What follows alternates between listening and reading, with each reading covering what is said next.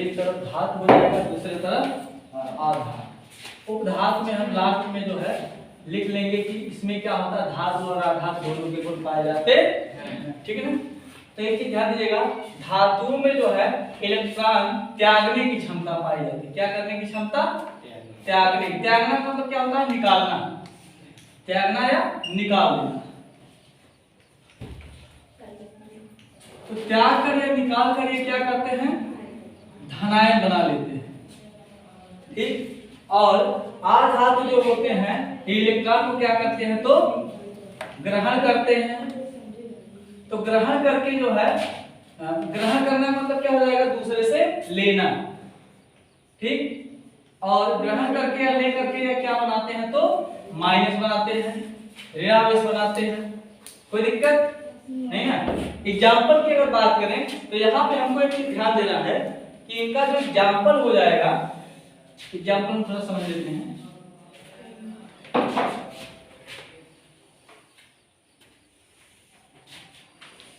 तो ध्यान दीजिएगा, हमारा जो सोडियम है इसके ऊपर एक प्लस, इसका मतलब इसने कितना इलेक्ट्रॉन त्याग दिया? एक इलेक्ट्रॉन त्याग दिया, ठीक। सोडियम के बाद मैग्नीशियम, मैग्नीशियम में कितना इलेक्ट्रॉन त्यागा? तो 2 इलेक्ट्रॉन त्याग दिया। एल्युमिनियम, एल्युमिनियम में कितना इलेक्ट्रॉन त्यागा? तो 3 इलेक्ट्रॉन त्याग दिया। कैल्शियम, कैल्शियम में कितना इलेक्ट्रॉन त्यागा? तो 2 इलेक्ट्रॉन। इसका मतलब हम कह सकते हैं कि जो तत्व इलेक्ट्रॉन को त्याग देते हैं उसे हम क्या कहते हैं? धातु कहते हैं, ठीक।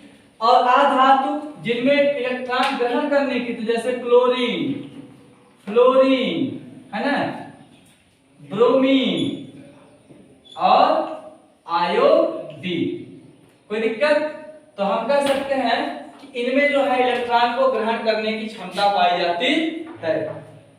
इसके बाद आते हैं विद्युत धारा का प्रवाह।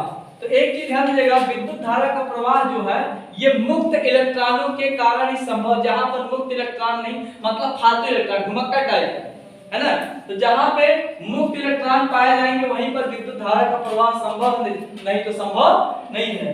तो जो धातुएं होती हैं इनमें मुक्त इलेक्ट्रॉन जो है पाए जाते हैं, मतलब इलेक्ट्रॉन त्याग देता ना, फेंक देता अपने पास से ना। जो अपने तरफ से फेंक देगा तो फालतू पड़ा रहेगा इधर उधर की, मतलब कोई लेके गया चुरा के, इधर उधर पड़ा रहेगा, फंस जाएगा नहीं जाके।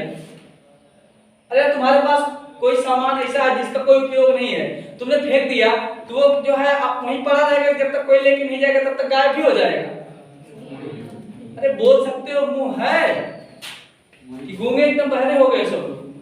समझिए कोई सामान है आपके काम का नहीं, आप उसको फेंक देंगे, ठीक, फेंक देंगे तो इधर उधर पड़ा हुआ कि आप उसको यूज में ले रहे हैं, इधर उधर पड़ा हुआ है ना, तो जो इलेक्ट्रॉन त्याग दिया जाएगा वो इधर उधर पड़ा रहेगा, फालतू में कि काम में आएगा, इधर उधर पड़ा रहेगा ना। तो जहां पे मुक्त इलेक्ट्रॉन होंगे वहां पर विद्युत धारा का प्रवाह संभव है। तो हम कह सकते हैं मुक्त इलेक्ट्रॉन के कारण, मुक्त इलेक्ट्रॉन के कारण, ठीक, मुक्त इलेक्ट्रॉन के कारण विद्युत धारा का प्रवाह संभव, धारा का प्रवाह संभव। बात समझ नहीं? कोई दिक्कत? आधातुओं में इधर देख रहे हैं सब एक नंबर भिखारी दिखाई दे रहा है, सबके ऊपर माइनस लगा हुआ है। विद्युत धारा प्रवाह होगा? नहीं होगा, विद्युत धारा प्रवाह नहीं होता, ठीक। या फिर हम ऐसे कर सकते हैं, लिखेंगे विद्युत धारा का प्रवाह, इसके बाद लिख देंगे, काट देंगे इसको, इसका मतलब विद्युत धारा प्रवाह नहीं होता है, ठीक, क्योंकि वहां पे कोई मुक्त इलेक्ट्रॉन है, वो पहले से गरीब है, दान करेगा नहीं, करेगा ना, ठीक। आघात वर्धनीयता मतलब इसको पीट पाट के जो है चौड़ा किया जा सकता है। तो धातुओं को पीट पाट कर चौड़ा किया जा सकता है, पीट कर चौड़ा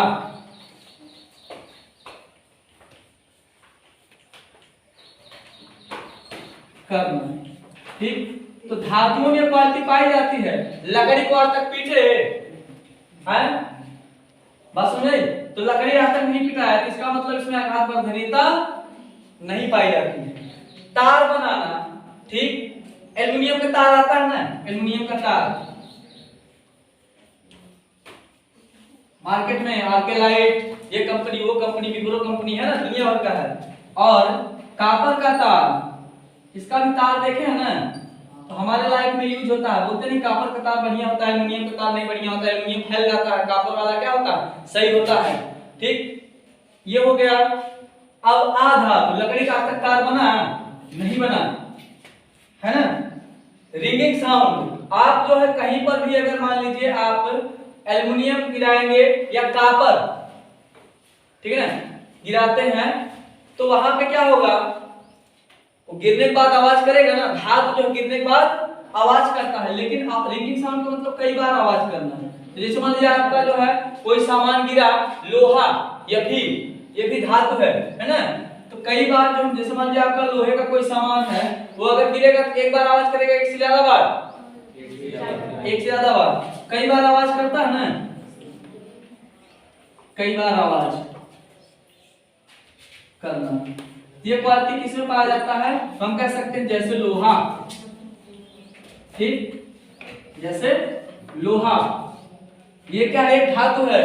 ठीक, और लकड़ी आज तक गिरा, तो जैसे मान लीजिए हमारा डस्टर है, इसको अगर हम गिराएंगे तो एक बार आवाज किया कि एक से ज्यादा, है ना। अब जैसे मान लीजिए यह जो है मिलावट है कई धातुओं का, अगर हम इसको गिराते हैं तो कितना बार आवाज किया, लगभग 3 बार आवाज किया ना, रिपीट किया ना। अगर रिपीट करेगा तो हम कहेंगे कि ये जो रिंगिंग साउंड करता है, अब अगर नहीं करेगा तो बोलेंगे रिंगिंग साउंड नहीं करता है। तो इस आधार पर हम कह सकते हैं कि धातुओं में रिंगिंग साउंड होता है लेकिन अधातुओं में नहीं होता है। ठीक, बात सुन रही, कोई दिक्कत। अगला मामला आता है, अच्छा क्या है अगला, चमक, है ना, चमक। तो आप देखेंगे जो धातुएं होती, जैसे लोहा हम ले लेते हैं, तो आप जनरली देखते हो कि जो सरिया होती है लोहे की, जिसका प्रयोग छत बनाने में किया जाता है, वो आपको देखने में बाहर से कैसा लगता है कि वो जो है भूरा टाइप, उस पर जंग लग गया है, लेकिन जहां से कटता वहां से चमकता नहीं है, चमकता है ना। ठीक, और यहाँ पे जो हम देखेंगे तो धातुओं में चमक पाई जाती है, चमक पाई जाती है। ठीक, बात सुन रही। आधातु, लकड़ी आज तक चमका, उसको आप ना पॉलिश वॉलिश मार दीजिए, फेयर लवली क्रीम लगा दीजिए, पाउच का पाउडर लगा दीजिए, तब वो नहीं चमकेगा वो, ठीक है ना। बात सुन रही। चमक के बाद अगला गुण क्या है इसमें,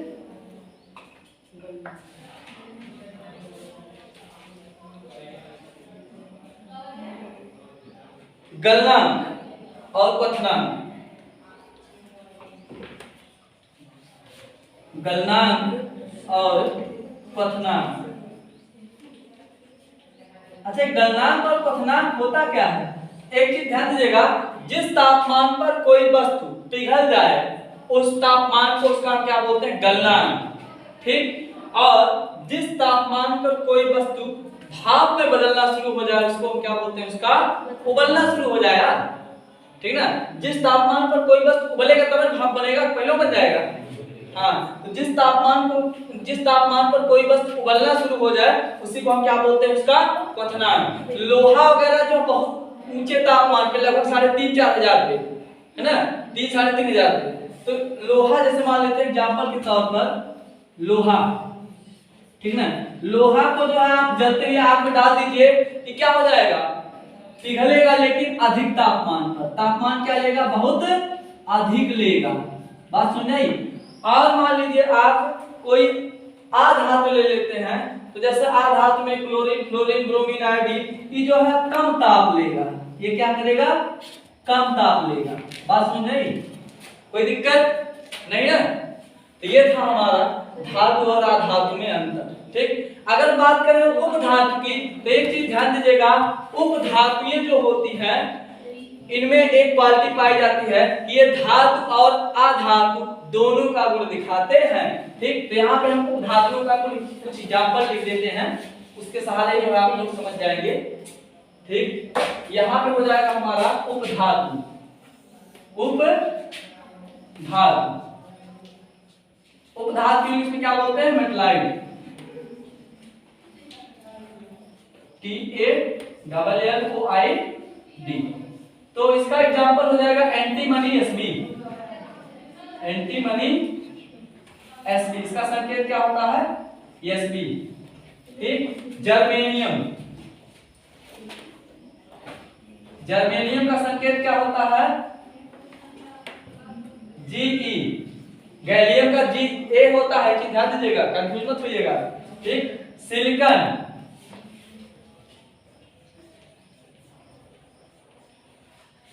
सिलिकॉन जो है बालू पाया जाता है, सिलिका जो होता है, इसका संकेत होता है Si। ठीक, तो ये जो है हमारे कुछ हो गए उपधातु। इनमें जो होता है धातु और अधातु दोनों का गुण पाया जाता है।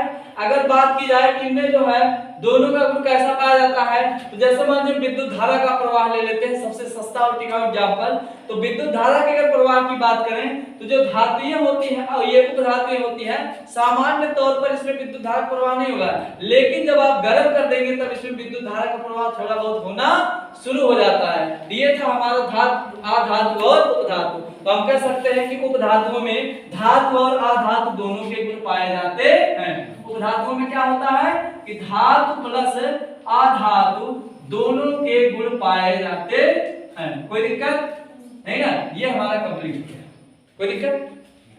ठीक, बता दीजिए इसको।